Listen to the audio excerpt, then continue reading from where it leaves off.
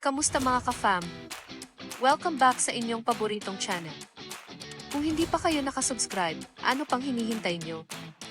Hit that subscribe button and ring the bell para hindi nyo ma-miss ang latest chika. Sa gitna ng mga kontrobersya, issue, at matitinding spekulasyon, isang aktres ang nananatiling matatag, masaya, at kontento. Oo, si Janela Salvador nga yan. Pero teka, third party nga ba siya? May relasyon nga ba sila ni Clea Pineda? O isa lang itong malaking misunderstanding? Sa isang press event kamakailan, masayang ibinahagi ni Janela na siya ay, quote, happy and content. At kung career ang pag-uusapan, aba sunod-sunod ang blessings. Pero alam nyo naman, kapag may success, minsan sinusundan ng kontrobersya. Binalot ng chismis ang pangalan ni Janela nang pumutok ang balitang hiwalayan ni Clea Pineda at Catrice Quirolf.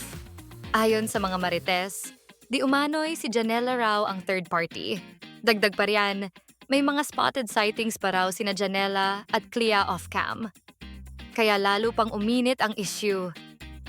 Pero teka lang, sa panayam ni Boy Abunda, nilinaw na ni Clea, walang third party. At sa Cinemalaya PressCon, maring sinabi ni Janela, hindi po ako third party. Hindi po ako part ng breakup.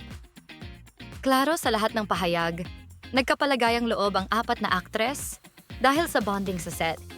Hindi dahil sa relasyon, kundi dahil sa tunay na pagkakaibigan. At sa gitna ng intriga, Janela remains booked, busy, and beautifully unbothered. Kasi nga, sabi niya, I'm not hiding anything. I'm not guilty of anything. Kaya sa mga naghahanap ng drama, chika, at kilig, abangan ang open endings sa Cinemalaya ngayong October 3 to 12. At tandaan, minsan, ang tunay na relasyon, hindi kailangang ipagsigawan. Basta masaya ka, sapat na yan. Huwag kalimutan mag-like, subscribe, and hit the bell for more updates. Kita-kits ulit sa next video, mga ka-fam.